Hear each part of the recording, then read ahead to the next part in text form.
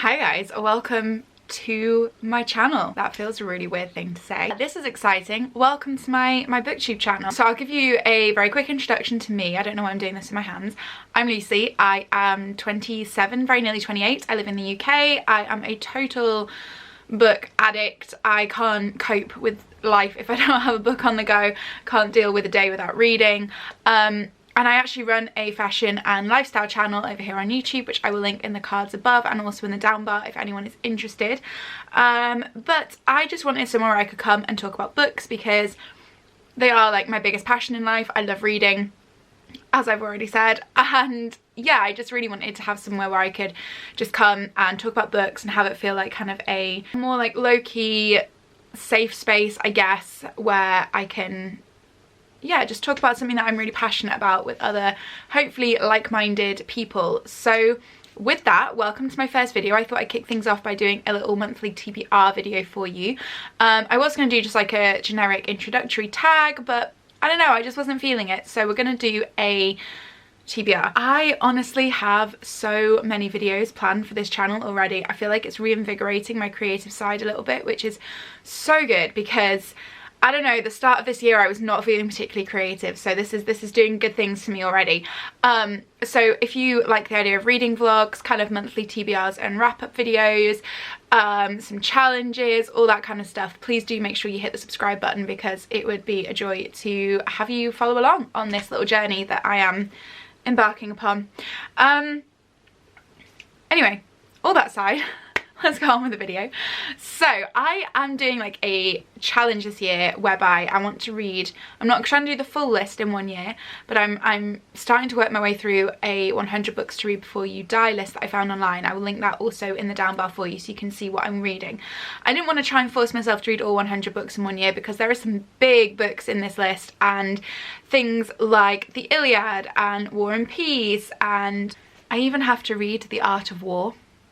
So yeah, so some of the books on this TBR, well actually only one of the books on this TBR this month will be to kind of go towards that challenge, and the rest are just ones that I really want to read this month basically. So I tend to read physical books or on my Kindle. I've not actually embarked upon an audiobook yet, but maybe that is something that I would challenge myself to do this year.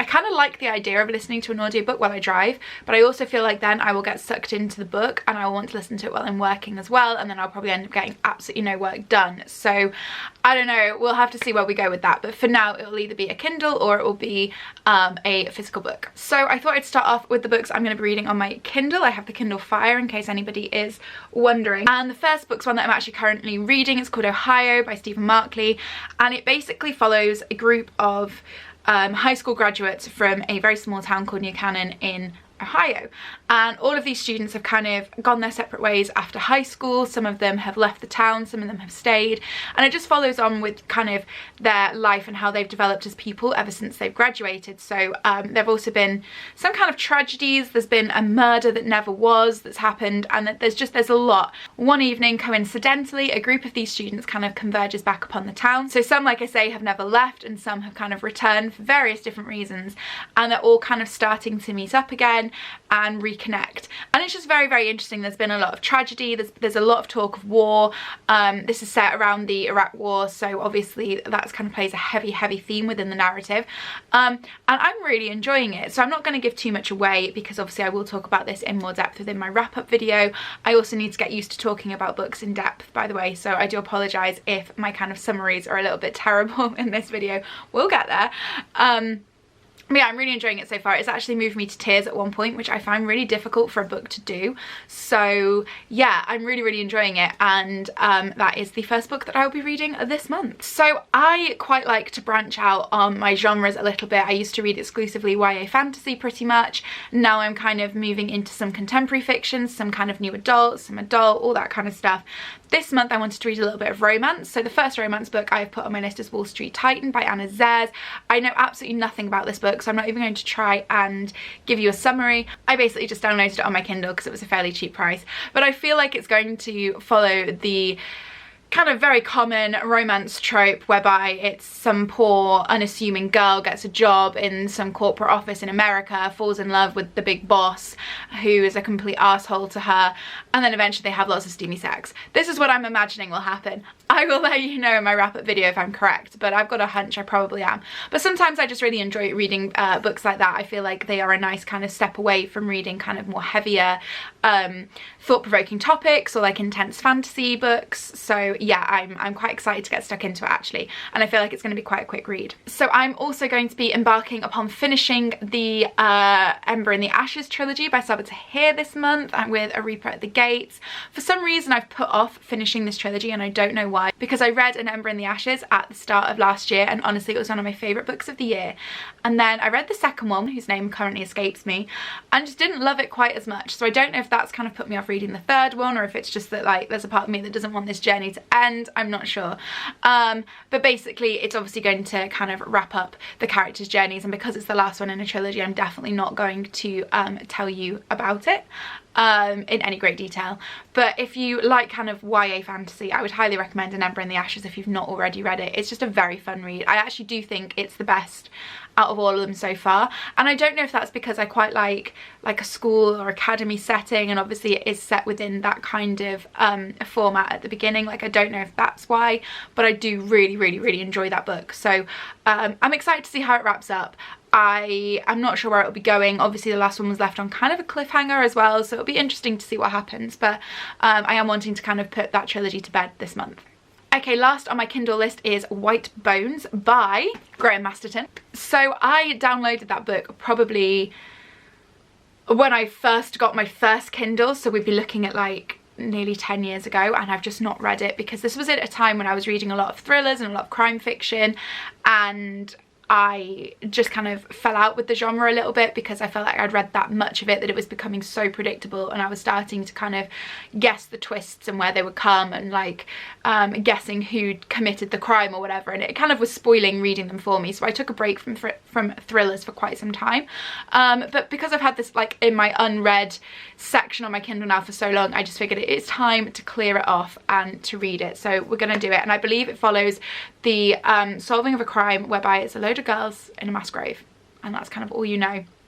Again, it's been a long time since I downloaded this, so I cannot remember the summary, but I am just gonna dig into it this month. I'm actually going away this month, so I'm hoping to get a lot more reading done, so I will just dig into that probably while lying in the sun, and hopefully, you know, be able to take that off my list. I'm not necessarily not looking forward to that one, but I'm also not looking forward to that one, if you catch my drift. On to the physical books now. In fact, there's one which hasn't actually arrived yet, which I'm really annoyed about because I pre-ordered it and then Amazon messed it up, and I went online today to check because I thought that's odd, it's not arrived yet, and they were going to be delivering it in May. And it was released yesterday, and it should have arrived yesterday, so I was a little bit annoyed about that, so I've cancelled it and reordered it. But that is Chains of Gold by Cassandra Clare. This is the latest instalment in the Shadowhunters universe, and I believe it follows the story of the children from the Infernal Devices trilogy, which is one of my favourite trilogies ever. I love Cassandra Clare, I love her writing. I think I've read everything she's ever written now, maybe bar a few of the Bane Chronicles novels because I'm just not a huge fan of the Bane Chronicles. But I'm really excited to get stuck into this latest trilogy. I felt like the Dark Artifices just really didn't hit the mark for me, so I'm hoping this one does. I also don't know if maybe it's just I've got to a point where I'm outgrowing Cassandra Clare a little bit, and I hope that's not the case, because I do have really fond memories of kind of reading the Mortal Instruments for the first time, reading the Infernal Devices for the first time, but I don't know, I'm kind of not necessarily vibing with the Shadowhunter universe right now, so I'm hoping this will kind of reinvigorate my love for it. But I'm very excited for that to arrive. That's one of the things I am definitely going to make sure I get to reading this month. Next up we have Nine Perfect Strangers by Leanne Moriarty. I figured this would be a really great holiday read for me for my upcoming trip, so this is kind of why I've selected this for this month. This basically follows the story of 9 strangers who are for some unknown reason trapped in a luxury resort for 10 days, and they're kind of seeking perfection, and instead they are finding out the perfect lies. So I'm quite interested about this. It gives very little away in the summary, which is what I like. I feel like it's going to be quite a page turner. I feel like maybe there's going to be some like crime or murder investigation during it. I'm really excited to get dug in. I haven't actually read any of Leanne Moriarty's other work, but I believe, is it Big Little Lies that has become the Sky series, or am I thinking of something else? I don't know. But apparently is a popular one, so I've got high hopes for this. I think it'll be good. I'm hoping I can just kind of devour it in a day or so, sat by the pool, and yeah, I am excited. A little non-fiction bit for you now. I've got The Magic by Rhonda Byrne. So I've actually read some of this before, but not the whole way through, and then I lent it to my friend and never got it back. So I've repurchased it, and I'm going to start reading through it this month again. The Magic basically is kind of a follow-up to The Secret. If you've read The Secret by Rhonda Byrne, it's kind of, I guess, a contentious book because some people think it's a load of rubbish and some people claim it's changed their lives.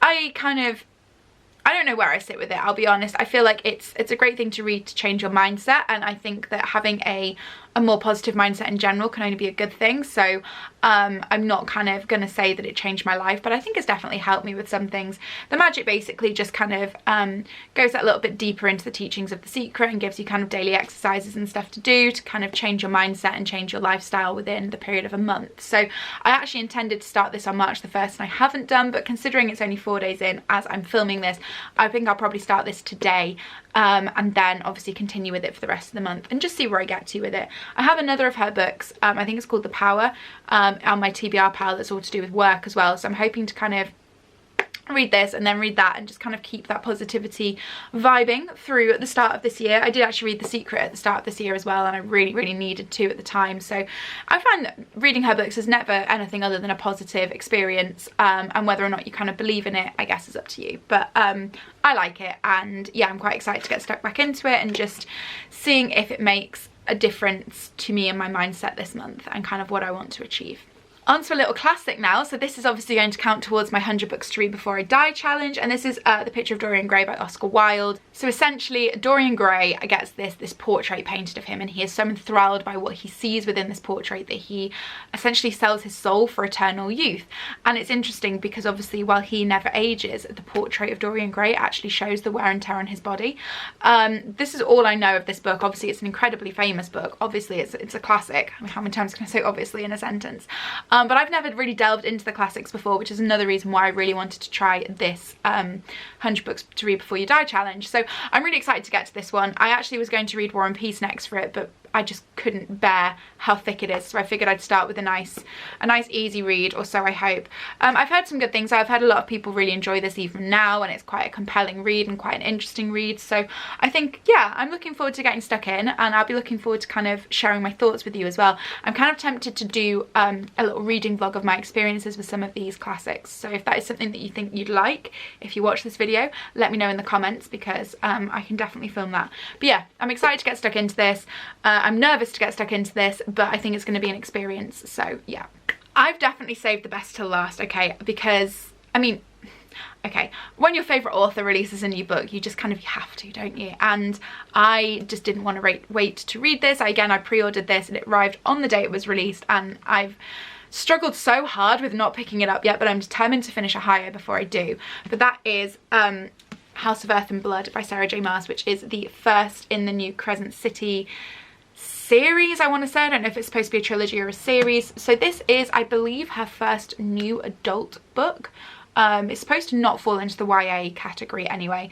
I don't know too much about it. I've tried to avoid reading too much about it, but I believe it actually sounds similar in a way to the start of City of Bones, in the sense that there's like this girl going into a club where there is kind of demons and fairies and all that kind of stuff, and then there is a murder, and I believe that she is kind of brought on to help solve the murder. I think it's like her brother, maybe. So I realise I'm very vague with this, but like I said, I've tried to not read too much about it. I am complete Sarah J Maas trash, okay? Like, I love her so much. So I can already tell I'm probably going to adore this, and I'm planning on reading this next. I am so excited to get to it, and I think I'm also going to do a little reading vlog as well of the experience. So again, make sure you kind of keep tuned for that, because yeah, I'm looking forward to reading this. But yeah, this is definitely the next one I'm going to pick up. I'm so excited to read it, and I have such high hopes, so I really hope it is like a 5-star read for me.